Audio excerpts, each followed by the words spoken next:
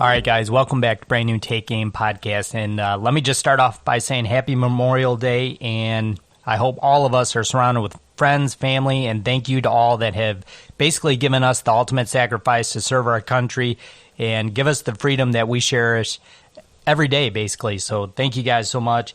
With that being said, I want to offer you guys an awesome deal from HuntStand. Use the code Memorial21 to upgrade today. Save a whopping 30%. That's a huge discount.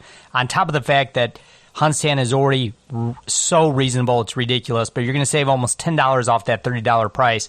So no reason not to upgrade to the best mapping hunting features available today to do your summer e-scouting with. So hope you guys enjoyed this part 2 episode with Cody Huhn, summer scouting. Obviously, episode 1 was full of great info. So as always, deer season never ends. Enjoy the weekend, guys. We'll see you again real soon.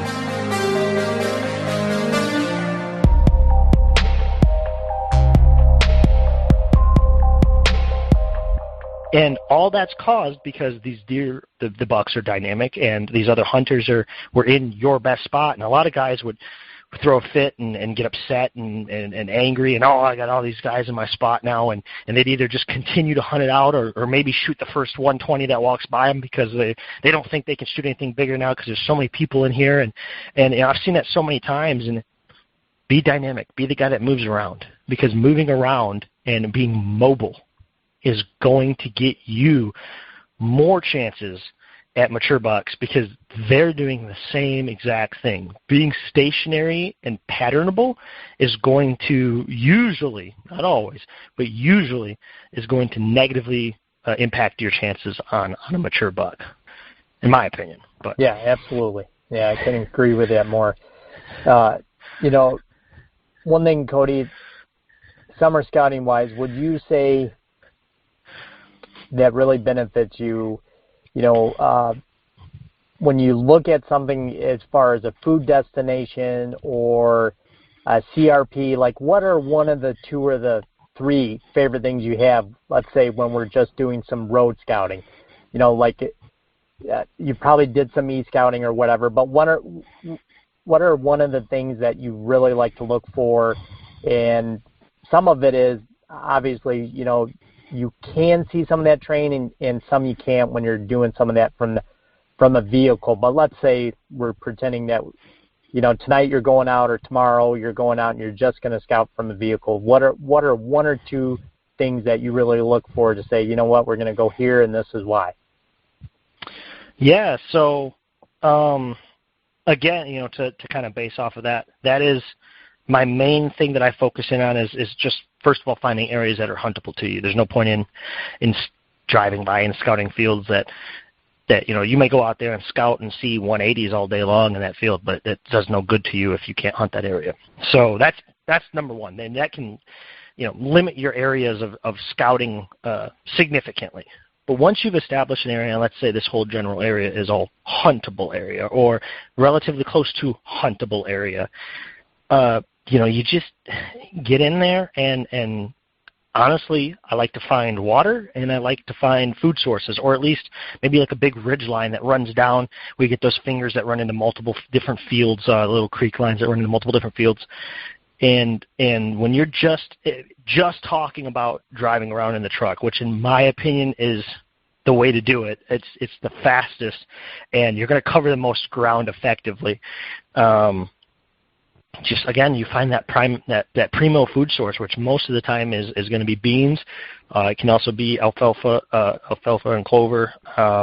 But you just go around and you find those food sources off of those, like I said, near water, big ridge lines, big timber, open timber. Remember that, open timber, because in the summertime, the bucks are not in the same type of terrain that they are going to be in the fall. So open timber sections.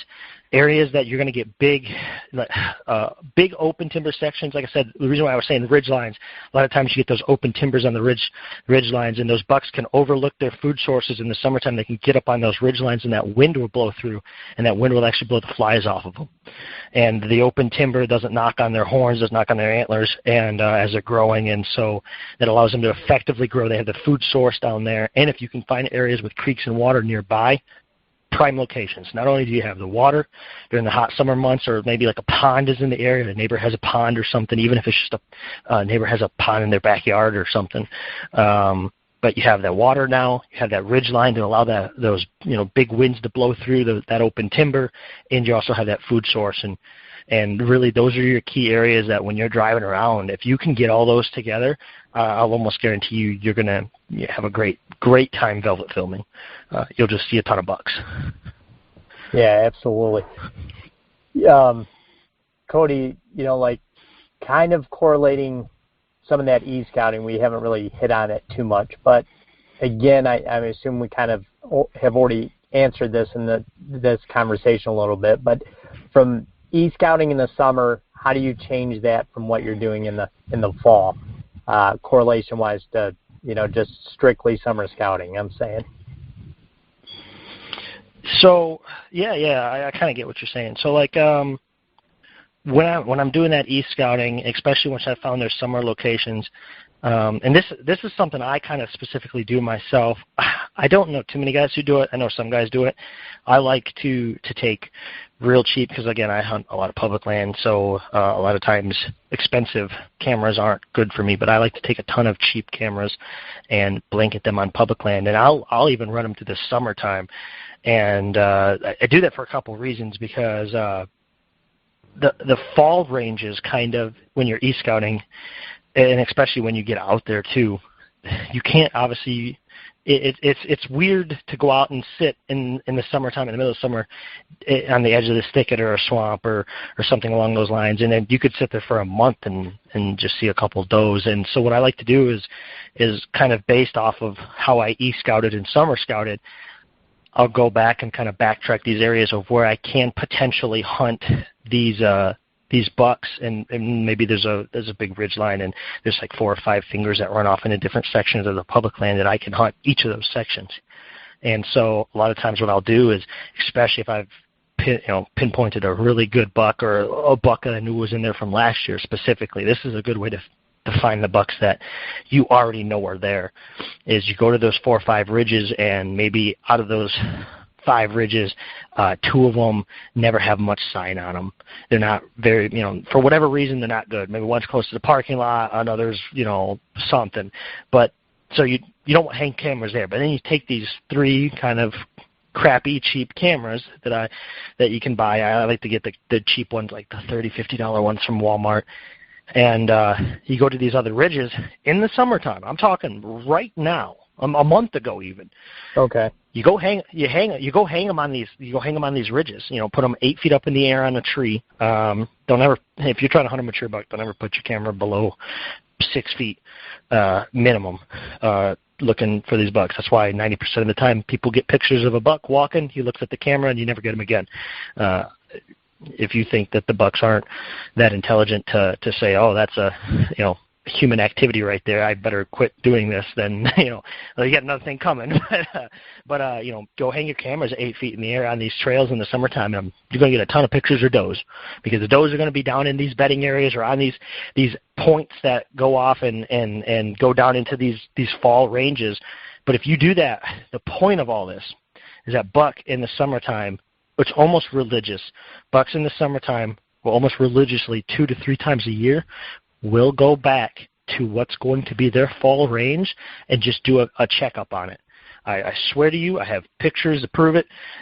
These bucks will be in their summer range, and they'll be there, and then for one night, for whatever reason, you'll get a random picture of this buck. Same buck that you're velvet filming or you're seeing grow his horns out in this bean field, and he's going down this particular ridge, and then maybe a quarter mile away down in this swamp, you have another camera. There you go. There's another picture of that buck. And then you got a picture of him 10 minutes later walking back. And then the next day you got a picture of him going back up that ridge. And the next day you velvet film him back in that field. And in my experience and from talking to a lot of guys, I firmly believe what that is the bucks are basically just coming in and checking on the area that they intend to come back to in the fall. They're just basically coming back, checking on it, double checking, okay, there's nothing new here. Somebody hasn't built a house all of a sudden in the middle of my fall range. Nobody's built a road through it. Nothing has changed. And I have tons and tons and tons of pictures of bucks being in places in the middle of summer that they have no business being. and then they're out back a half a mile away in this bean field the next day or 2 days later. And so I really enjoy doing that. And to kind of tie into that, my fall scouting heavily focuses on anything that's CRP or CRP type. So obviously everybody knows what CRP is, but like goldenrods, autumn olive, honeysuckle, anything of that nature, I correlate with CRP. And then swamps and marshes. Those, in my opinions, are where you find most of your 5+ bucks, just because those are the hardest areas to hunt, and most people don't hunt them. And so they hunt the edges of them generally, which when you get some big areas that might not even be near the edge of that buck's, home little area. But if you can find areas where you can get down into those swamps, down into those, CRP, brushy type areas or pinch points coming in and out of those, hang cameras in the summertime and just leave them. Just hang cameras, just leave them. Go off, do all your other velvet filming, all your other summer scouting, and then when you come back a month before season, pull your cameras. And I'm telling you, you're going to be so surprised. You will be so surprised when this buck a half a mile away that you've been velvet filming and you're so excited to hunt shows up over on this camera. And maybe that's the only camera he shows up on, or he only shows up on 1 or 2. And when he shows up on those cameras, you know that now you're in the money, because not only do you know where he's feeding in the summertime, you know his A to B because you're looking at a B because you have good sign back here, but now you know exactly where he's coming back to and the exact locations of how he's getting in and out. And you're doing this all before he cares that you're there. Yes, they're always going to care that you're in their area, but in the summertime, when there's more intrusion, there's more noise, this is the best time to do it, because now you know, yep, this buck's in there. Maybe you're 2 months out from season, a month out from season. A lot of guys I know in Iowa, they won't even hunt till November. So if you did this in, a month before season, you're talking 2 months before you're even back in there, and go in there early November. You get all this information. You know that buck's going to be in there. You know his A to B. Once you have all that keyed and narrowed down, now you have a great front coming in. You're rolling there for a hanging hunt, and you kill him the first night. And that's actually happened more times than not. And that's again, we're getting a little complex here and convoluted, but that is how I correlate the difference between summer scouting and technically fall scouting, but doing it in the summertime. And right, okay, it's key, man. I'm telling you, that is so important. A lot of guys don't do it, but it's incredible. People would tenfold their ability to kill bucks if they would keep cameras out in the summertime and correlate that with their summer scouting efforts. Right. Yeah, it's sort of a like you said, a complex question, so to speak, Cody. And I know there's not an easy way to answer that, but that was awesome. So, another question, Cody, I kind of just want to throw at you is, how we said earlier in the podcast, there's an exception to every rule, right? Give me just 1 or 2 experiences you've had where the exception was wherever you summer scouted, you actually got fall proof or hunted a deer that lived basically in that same area. And maybe what's one of the other exceptions where you've seen one like, dude, I saw this thing 3 miles away. Yeah. Well, that's actually, so I have a couple stories. Perfect. We'll do the farther away one. That's a personal story that I can relate to you. So we'll do that one. Back in Michigan, I was hunting, and I was actually on my family farm back there. And I very specifically hunted a buck. I called him Big Six. He was a 4+-year-old buck. He was only a 6-point. That's all he ever grew out to be.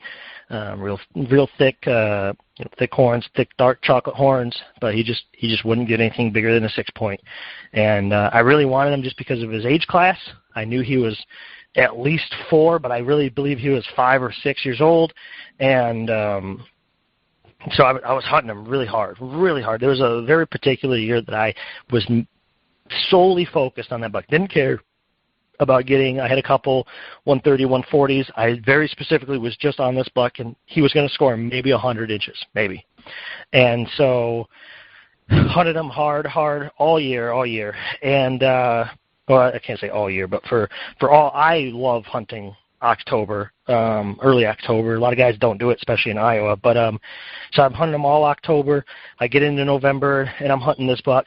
And for whatever reason, my buddy calls me up and goes, "Hey, man, you know, he lived, no joke, as the crow flies, he lived 4.8 miles away. 4.8 miles away to the north, straight north of me. He was actually in a rifle zone versus I lived in a shotgun zone. It was that far away. He was across, and so you know it's pretty.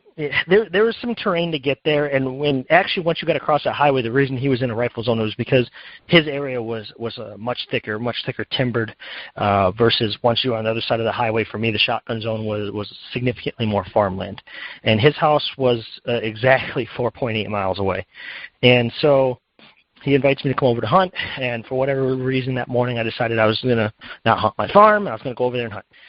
And so I hadn't had a picture of this buck in the mid-November yet. I had just the beginning of November, and I hadn't seen the buck in a while. And so I go over there, and I'm hunting his farm. And as we're hunting, we had a pretty good morning. I don't see much, and my buddy sees a couple deer, and we're packing up and get to my truck, and it's about like 10:30 or something like that, and I get in my truck and I pull out of his parking lot into the front of his property there, and I start going down the road, and I get 100 feet, 200 feet down this road, and I have to slam on my brakes because all of a sudden here comes this buck running out from this cornfield off to my right, runs right out in the middle of the road after chasing this doe. This doe runs across. He runs out. He gets just across the road. He stops. He turns. He looks right back at me. It was without a doubt 100% the same exact buck. And the reason why is because this 6-point, he had a very unique fork on his G2 to G3. They grew together on his one side, and it actually forked out. And again, it's hard to describe, but it was a very, very unique in telltale fork just on the one beam. He had more points on one side than the other, and so it was obviously him. And then I looked, I stared for a second, and then he turned and he ran off, and I got to looking, and I was like, there's no way. Now this is, he's talking almost 5 miles away. That's crazy. That's just insane. Right. I got home, I looked at photos, and I poured through every single photo I could of that buck. And it had to be that buck.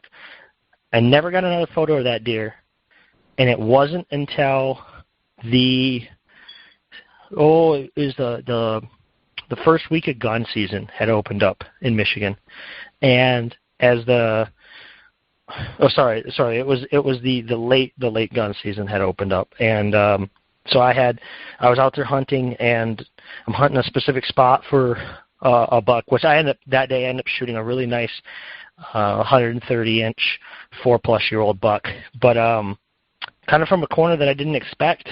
All of a sudden, and this was like, you're talking a couple weeks down the road had gone by from the last time I seen that buck all the way at my buddy's house, and I look off to my right-hand side, and coming across the road, I look over, and sure enough, it's Big Six, and here he comes. He comes right down the back end of this trail, and by the time he got into my range of where I could actually get a shot off, because I like to hunt those thickets, for whatever reason, he had pegged me. He just knew I was there, and I was actually pretty skylight. I'm not gonna lie. I hunt a lot of trees that aren't very big. So he coming from the direction I didn't expect him to. He pretty much got there and looked right up at me and went, nope.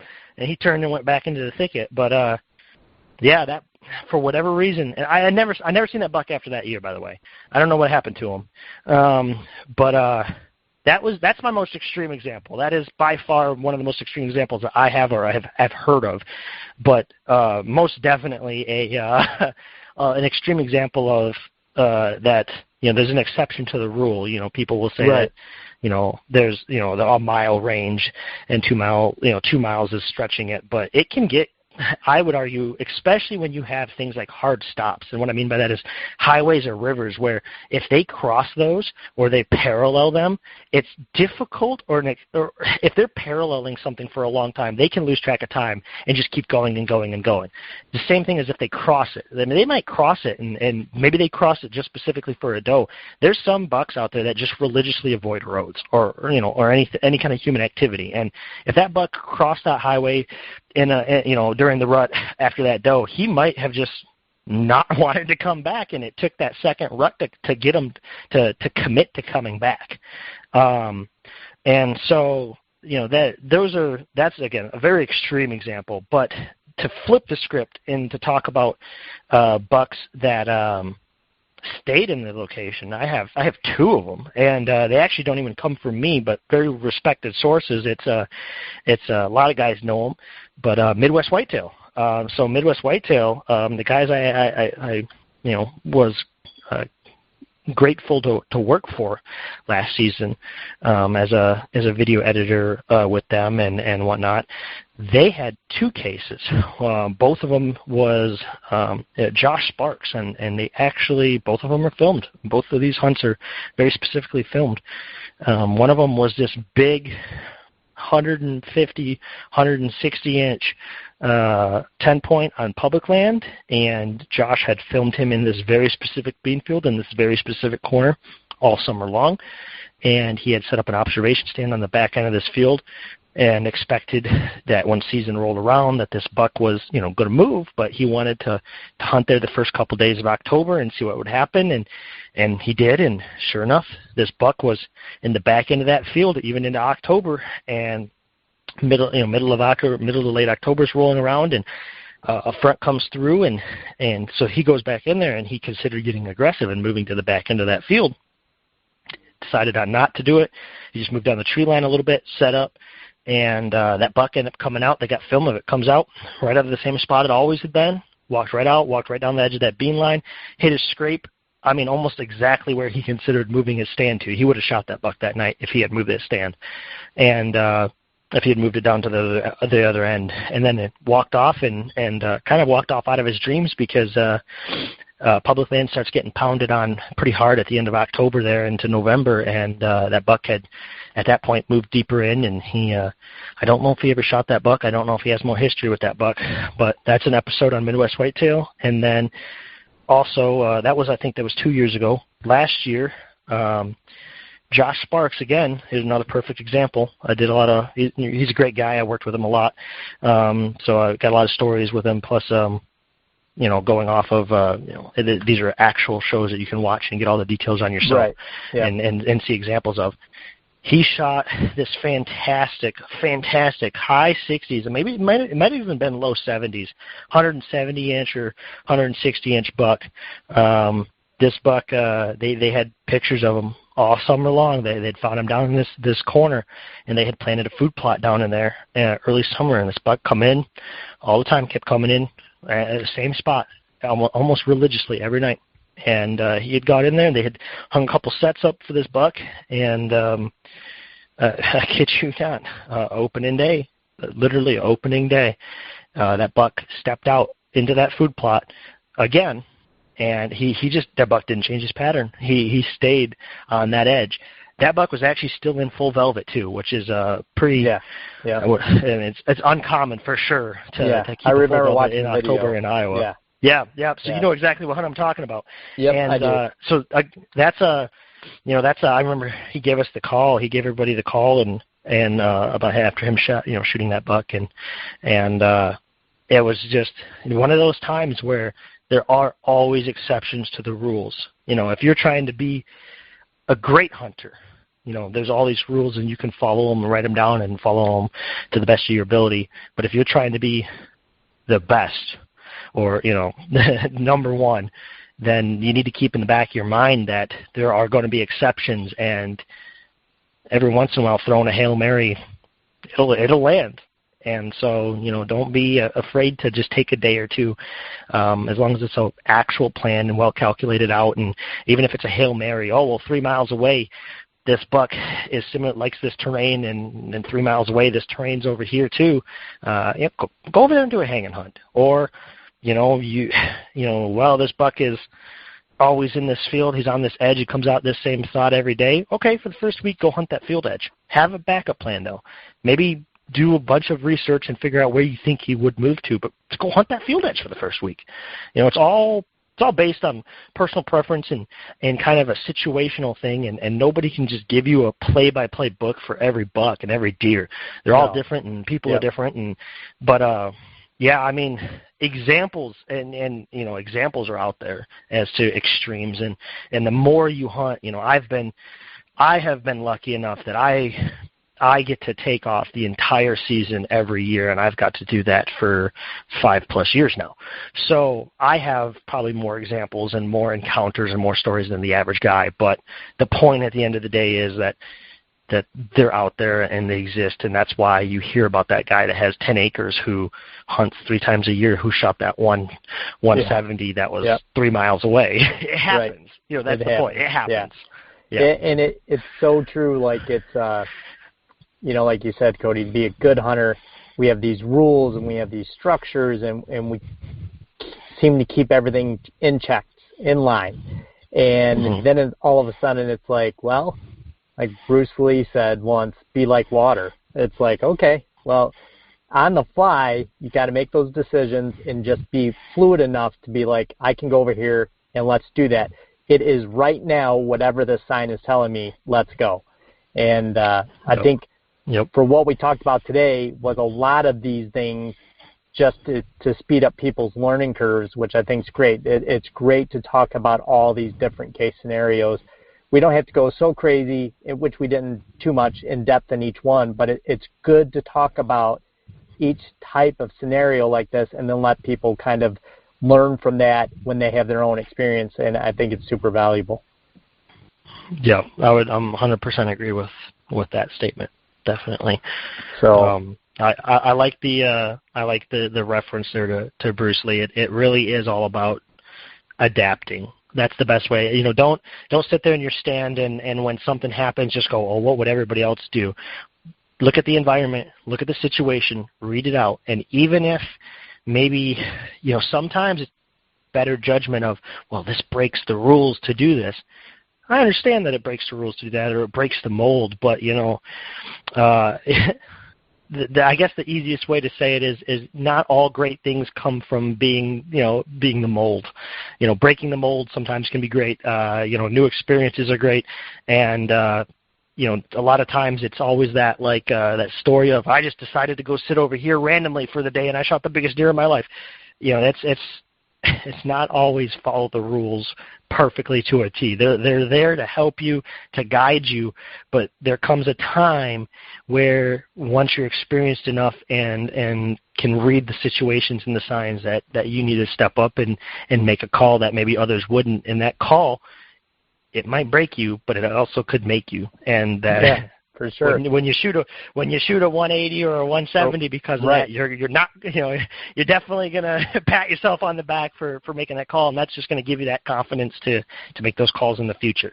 Yeah, exactly. And I'm sure it just to reference Josh's buck, the one in Velvet, that they got early season footage of this deer, and then probably towards hunting season they kept getting some photos of it, and for a minute, I'm sure your mind kind of plays tricks on you, and sometimes it's okay to literally keep going over those details, talk yourself into possibly the scenario. With that buck, and I'm sure, Cody, you probably agree with me, he found some structure where he felt safe, wasn't far from food, and he probably just didn't have any other mature bucks around or immature bucks that bothered him. And he was like, you know what, I don't have to leave. It probably was that simple, and sometimes we just let our heads get in the middle and we think we got to go dive in 500 yards away. And sometimes you just don't have to. It's just play it as it is. And like I said, if you have to, repeat it, go over that info again, and talk yourself through the situation. And you'll be able to come up with a pretty close scenario of why that buck's doing that. Yeah, no, that's 100%, and to even, I mean, that was almost exactly why that buck stayed there. That was 100%. That buck he had all the cover that was immediately off that big food plot, and that food plot was on the edge of a creek with multiple draws and fingers that ran out on this farm. There was multiple spaces for him to go. He was the only one in that area. That food was there, and so with him being there, and he just didn't need to go anywhere. And if you get a situation like that, by all means, go in on him and hunt that buck. And to kind of give you an idea, there was talks about not going in and hunting that buck the first couple of weeks of October. They were worried that they were going to bust that buck out of there. They didn't know exactly where he was laying and how tight he was to that food plot, and if he would even show back up come season. And they were just waiting every day, counting the days down, expecting him to just disappear, and he just continuously kept going. And they went in there and capitalized on that buck. And what's interesting is the night that they went in there and capitalized on that buck, they hung a stand on the other side of the plot very specifically for that buck, and expecting him to come out on this very specific trail.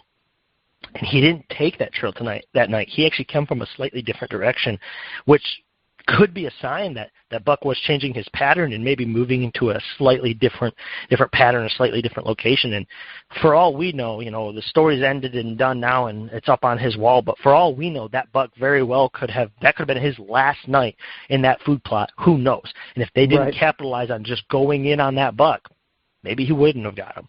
Right. And so, I think that's a great example of just reading your situation and trusting your gut and doing what, maybe breaks the mold from other people, but works out, at the end of the day. Yeah, exactly. Yeah, I totally agree with that. And I think that's probably a good spot for us, Cody, to maybe exit this podcast. And, we'll probably catch back up again before hunting season for sure. And, with that being said, Cody, what do you got planned for the rest of the summer? I know you got, quickly a couple properties you're probably scouting, and then let everybody know where they can find you. Yeah, so very quickly, I'm going to be doing some property scouting in Kentucky and doing a bunch of e-scouting with some clients. I got some in New York now, some in Louisiana, and then I'll be going back to Iowa multiple times to check cameras and to also obviously velvet film in August, which is just one of my favorite times of the year to get to see so many big bucks in the fields. And so that's my plan for preseason. And, I'm getting the ball rolling with all that. And people can find me. You can find me on Facebook and YouTube. It's Public Land Whitetails. And I'm also on Instagram. You can just get me there at my name, Cody Huhn. That is CODYHUHN. That's my official Instagram. And I always post everything that I do to my channel. I usually like to do during preseason and into season weekly or bi-weekly updates. And not to do a bunch of name drop, but if you have HuntWise, I'm also on HuntWise at, again, Cody Huhn, and I post on HuntWise as well. I'm partnered up with them, and so they enjoy when I post any kind of content. So, yeah, absolutely, man. Well, it sounds good, and obviously, Cody, we'll be talking. I always look forward to our exchanges and kind of learning and seeing what you're up to, and it's getting that that time of year where it kind of gets exciting because that summer scouting is basically here, and it's exciting to see, if you're running cameras or just doing the road scouting where you're putting glass on deer. It's exciting every week. It changes. Every week a new deer might pop up, and, man, it's just what a cool time of year it is. But anyways, Cody, man, thanks so much for being on, and I can't wait to do it again. And like always, man, deer season never ends, and we'll see you guys again next week. Thanks, Cody. Thank you for having me.